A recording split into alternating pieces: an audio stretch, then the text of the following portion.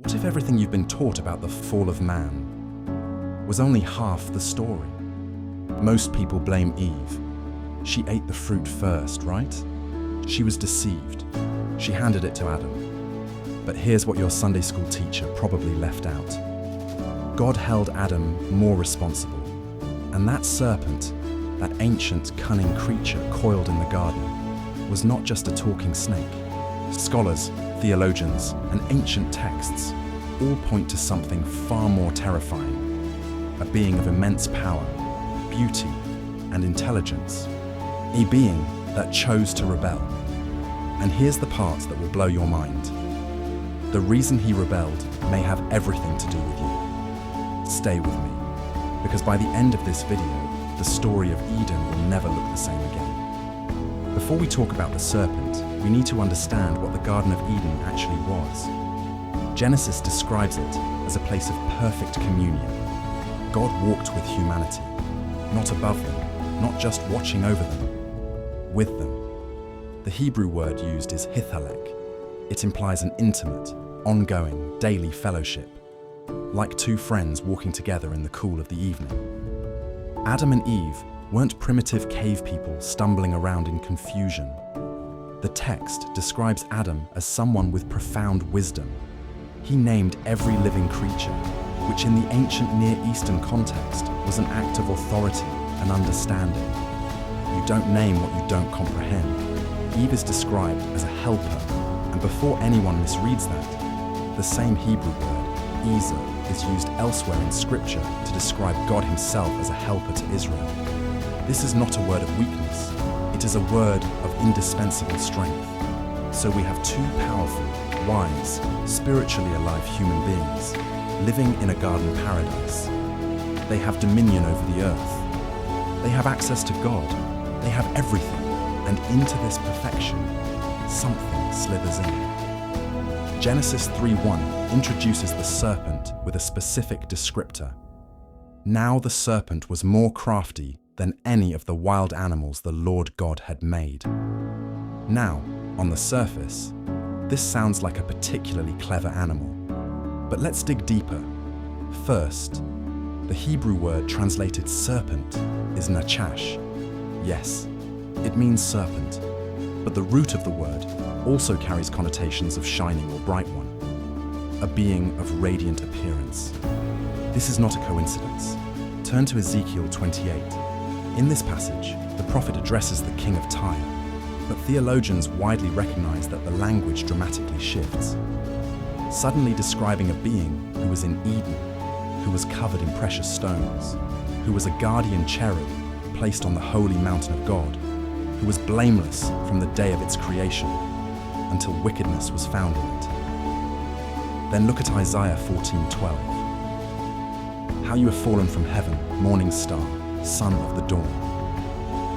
The word translated morning star or Lucifer in Latin literally means shining one or son of the dawn.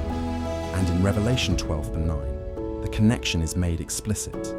The great dragon was hurled down, that ancient serpent called the devil, or Satan, who leads the whole world astray. So what entered Eden was not merely an animal, it was a cherub, one of the highest orders of angelic beings, a creature of incomprehensible beauty and intelligence, a being who had stood in the very presence of God, who knew the divine order, the heavenly court, the nature of reality itself, and he used all of that knowledge against two humans who were just beginning to understand the world around them. This wasn't a fair fight. This was a chess grandmaster sitting down across the board from two first-time players, and then acting like it was their fault they lost. This is the question everyone skips over. Why did Eve and then Adam trust this creature? Here's what we have to understand. In the pre-fall world, there was no deception. There was no reason not to trust. Adam and Eve had never been lied to. They had never experienced manipulation. The concept of a being saying one thing and meaning another was entirely foreign to their experience. Their relationship with God was one of perfect honesty and transparency. Everything God said was true. Everything that happened was real. They had no category for, "This creature is trying to trick me." This is actually part of what makes the serpent's approach so diabolically brilliant. Notice how he doesn't storm into the garden. He doesn't announce himself as an enemy. He asks a question, a seemingly reasonable question. Did God really say, "You must not eat from any tree in the garden"? This is the oldest manipulation tactic in existence, and it was being deployed for the first time in history. He starts by introducing doubt, not outright denial, just a gentle, seemingly curious question that implies God may have been withholding something. Then, when Eve corrects him, "We can eat from any tree except that one, or we'll die," the serpent makes his move. "You will not certainly die. For God knows that when you eat from it, your eyes will be opened, and you will be like God, knowing good and evil." This is masterful manipulation for 3 reasons. 1, he tells a half-truth. They didn't die physically that moment, but they died spiritually, and physical death entered their lineage. The serpent twisted reality just enough to sound credible. 2, he attacks God's character. He implies God is not generous, but restrictive, not protective, but threatened by it. This is the same lie told about God throughout all of human history, that he is holding something back from you. 3, he appeals to their identity. You will be like God. They were already made in the image of God, but the serpent suggested that wasn't enough, that there was a version of themselves that was even more, and all they had to do was disobey to get there. Eve was deceived. The New Testament is clear about this. 1 Timothy 2:14 states, "Adam was not the one deceived. It was the woman who was deceived and became a sinner." Wait, what does that mean? This is the part of the story that most people completely miss. And it changes everything. If Eve was deceived, Adam was not. Read Genesis 3:6 carefully. She also gave some to her husband, who was with her, and he ate it, who was with her. Adam was right there. He heard the entire conversation. He witnessed the serpent's manipulation. He saw Eve take the fruit, and then he ate it, not because he was tricked, but because he chose to. Adam was not deceived. He made a conscious, deliberate decision to transgress a commandment he had been given directly by God. Eve received the command secondhand through Adam. Adam received it from God's own mouth. And there's more. God had given Adam a specific role. He was placed in the garden to work it and keep it. The Hebrew word for keep here is shema, which means to guard, to watch over, to protect. Adam was the designated guardian of the garden. When the serpent entered and began to corrupt his wife, Adam's job, his calling, was to stand up and say no, to guard, to protect, to cast the enemy out. He didn't. He stood silent. He watched. And then he participated. And when God came looking for them and asked what happened, Adam's response sealed his greater guilt. "The woman you put here with me, she gave me some fruit from the tree, and I ate it." He blamed Eve. He blamed God. He took zero responsibility. This is why in Romans 5, the Apostle Paul doesn't say, "Sin entered the world through Eve." He says, "Sin entered the world through one man, Adam." The federal headship, the legal representation of humanity, rested with Adam. His failure plunged the entire human race into the consequences. Eve was deceived and sinned. Adam knew better and sinned anyway. That is a heavier burden. Now here is where the story gets truly cosmic in scale. To understand why some angels rebelled, we need to understand what God's intention for humanity represented, and what it looked like from the perspective of the heavenly host. Angels are extraordinary beings. They are described throughout Scripture as beings of tremendous power, able to destroy armies, carry divine messages, stand in the blazing presence of God Himself. Cherubim, the highest order, are described in Ezekiel as creatures with 4 faces, 6 wings, full of eyes, moving like lightning. their appearance like burning coals of fire. These beings had served God from before the creation of the physical universe. They watched as he spoke the cosmos into existence. They sang at the laying of the earth's foundations, Job 38:7. They were ancient, powerful, and devoted. And then God creates humans, not angels, not beings of fire and light, but creatures of dust, fragile, mortal, confused, limited. And God gives them something he never gave the angels: dominion over the earth. Genesis 1:28. The image of God. Genesis 1:26. The right to become his children. John 1:12. And ultimately, a position of judgment over the angels themselves. 1 Corinthians 6:3. Do you not know that we will judge angels? Mas bin ara. Think about that from an angel's perspective for a moment. You have existed since before time. You have never sinned. You have served faithfully. You are a being of fire and glory. And God takes dust and elevates it above you. This is believed by many theologians and ancient Jewish and Christian traditions to be the central offense that ignited Lucifer's rebellion.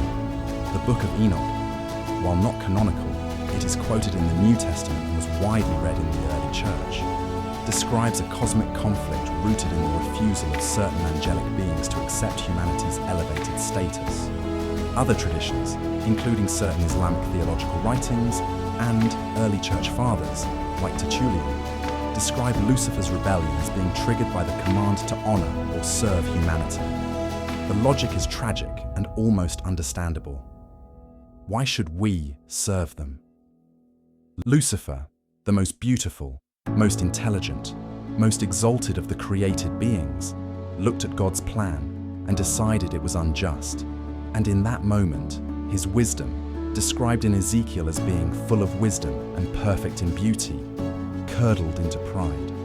Isaiah 14:13-14 records his inner declaration: I will ascend to the heavens. I will raise my throne above the stars of God. I will make myself like the Most High.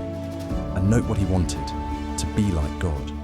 The very same lie he would later whisper to Eve: you will be like God. He had tried it himself. He knew it didn't work. And he used his own failed ambition as a weapon against the very creatures whose elevation had caused his fall. The Garden of Eden, then, was not just a paradise. It was a battleground in an ancient cosmic war. Lucifer didn't just want to corrupt two humans. He wanted to disqualify humanity, to prove to God that his grand experiment was a mistake, that these creatures of dust didn't deserve the honor he had given them. But here's where the story takes the most stunning turn of all. Even in the moment of judgment, even as God is pronouncing consequences for what happened in the garden, he makes a promise. Genesis 3:15. The very first prophecy in all of Scripture. And I will put enmity between you and the woman, and between your offspring and hers. He will crush your head, and you will strike his heel. God looks at the serpent, at this ancient, powerful, rebellious being who thought he had won, and tells him, a human will defeat you.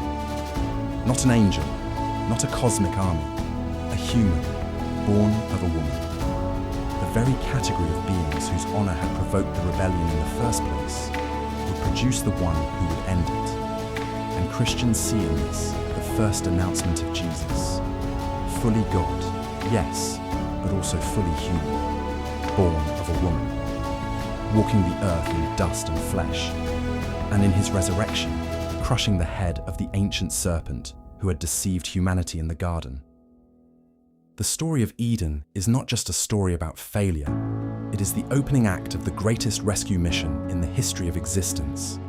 So let's bring it all home. Who did Adam and Eve encounter in the garden? Not a snake.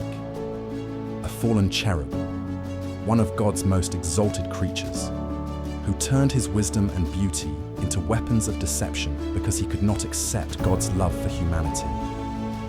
Why did they trust him? Because they had never been lied to. They had no framework for manipulation.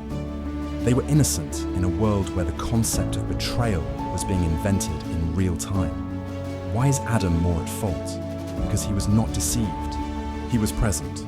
He was the guardian. He had the direct command. And he chose to go along with what he knew was wrong, and then refused to take responsibility. Eve fell for a deception. Adam made a choice. And why did the angels rebel? Because God's love for humanity, this fragile, dusty, limited species, was so extravagant, so disproportionate, so scandalous, that some of the most powerful beings in existence decided it was an injustice they wouldn't accept, which, if you think about it, makes that love even more remarkable, not less. If you found this video thought-provoking, drop a comment below. I want to know, do you think Adam deserved more blame than Eve? And do you think the angels had a point? Like, subscribe, and I'll see you in the next one.